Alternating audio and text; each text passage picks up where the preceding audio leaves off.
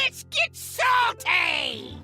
Hi everyone, Zeddy here again today with a brand new video, and Blizzard's actually done something good that makes it baffling about some of the bad stuff they've been doing lately. I want to go over the latest event in Hearthstone that you don't want to miss out on. Make sure to pick the correct path, as well as a shop update that sees a ton of useless bundles. Like, I feel like just bad bundles you don't want to buy, but also a pretty cool new Mage portrait, which is the 50th Mage portrait ever. And yes, I own all of them. We'll fully preview it. If you enjoy the content on the channel, if you like I've earned your subscription, please hit that sub button down below. Give the video a like. It helps us out a lot. And there was good news yesterday, by the way. If you missed out on that video, mass nerfs, mass changes coming, like 30 card changes. Those are likely to be announced tomorrow. So tomorrow's video, likely late, as we'll cover all the patch notes. But today I wanted to go over the new event, the Double Trouble event, which has the cool option of choosing your path.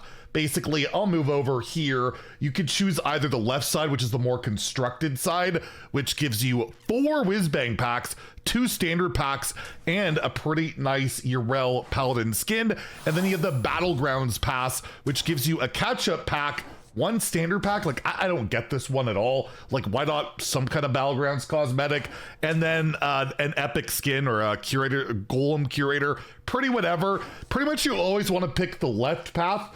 This path with the catch-up pack, it's only worth it for you if you don't have many cards in your collection. Catch-up packs only really benefit you if your collection is really small, because these packs get worse the larger your collection is. You're much better off to go with this one where you get 6 guaranteed packs, a portrait, and all of that. The thing I want to praise, though, and it kind of goes with the whole, and by the way, they even have a pop-up to make sure, you know, they don't like to do that on a lot of stuff, but the thing I wanted to praise is if you look at the actual quest itself, to get 2,500 points total, right? And you have 2 weeks to do it. But if you look at the quest, they learned. They took our feedback. There's no play or destroy a Geppetto. There's nothing like that. It's just play a game, not even win a game. Destroy only 10 minions. Play only 6 miniaturized cards, right? Like, these are what these type of quests should be. Relatively easy to knock out, gives you a reason to log in every day, almost like it's not a massive chore. It's all stuff I would do while I play the game. So if you're kind of boycotting, protesting Hearthstone at the moment over those absurd weekly quest changes, which have not been further amended, we have no update on it since the first reversion where it went from like 15 wins to 10. Highly recommend at least log in, complete this event, get those packs, get that skin, because yeah, like, this is what the quest should be about. And if you look at the battleground side of things, it's very similar. You just have to play a game of duos, pass some cards, play 2 games of duos, play or pass 10 cards to your teammate in duos, finish top 2 in duos. Like, this really, that's what these quests should be. And I think Blizzard knows that. They're showing that they know that, yet in terms of weekly quests, it is this ridiculous stuff of win 10 games, this one to me is the most egregious, win either 10 games of Brawl, Arena, which you have to pay to enter, right? And then Battlegrounds, the games take forever. So if the Tower Brawl is not a quick one, which it is this week, so that's kind of good. It's the one where you have to spend, I believe, you can play your spells for health instead of mana. So you got some OTKs there, but again, it's so short-sighted. It's so ridiculous. I know I keep bringing it up, but it's something that needs to be brought up. The front page of the Hearthstone subreddit, still a lot about that. Like, thank you for Blizzard for hearing us out. Now the quests, right? Like, the balance changes, we're pretty happy. We're getting a big balance change, but again, it really, I love how this one summed it all up. Blizzard, undo the weekly quest effort right now, signed every effing one. So again, we're not dropping it, we're bringing it up, but I do want to say, they obviously have an idea of how these quests should work. It looks pretty good. It's pretty nice to have. There's lots of goodies to get. That's how you get player engagement, not by just play a lot. It makes a lot of people mad and not want to play. And there's going to be people that just don't log in to play this at all, right? It's absolutely silly to me. And again, get in there while you can. You got 2 weeks to do it. Shouldn't be too hard. And the other thing, by the way, they changed it, right? That was like 10 event XP, no matter how long your game. They bumped that up to 15. They even bumped that up. So like, what's the deal with the weeklies? It just makes no sense. And the last thing I wanted to go over is the shop update that went live today. Seems like every Tuesday there's usually a shop update where they added a bunch of very expensive bundles. Very expensive. And this is my problem with the bundles lately.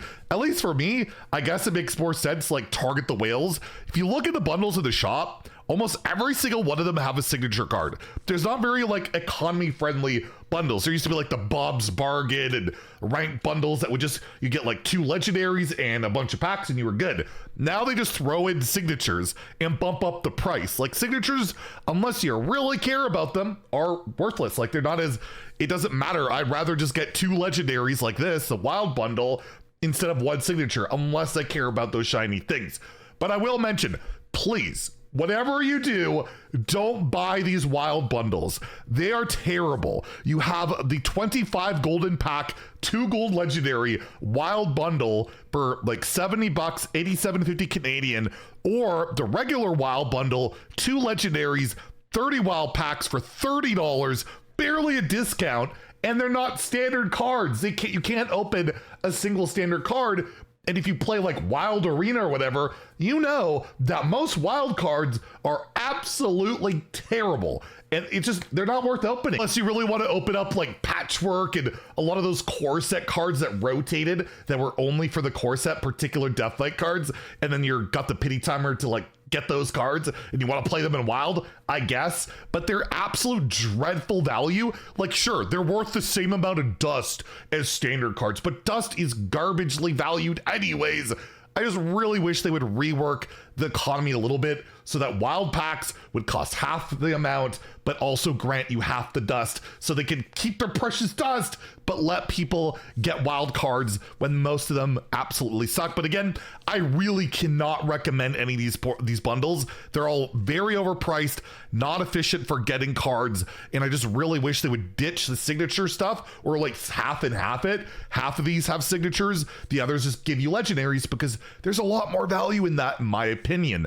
And then we have lastly a brand new Mage skin, the 50th Mage skin at that, the Princess Prestor bundle. This is the cheapest style of portrait they put out there. No special animations or hero powers or anything that. Just comes with voice lines and she looks and sounds like this. Lady Prestor versus Uther.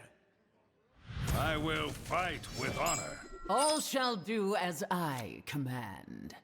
Your princess will hear you. I will knight you for that. Thank you for serving the crown. That was regal. Was that a prank? I could use a new court jester, you know.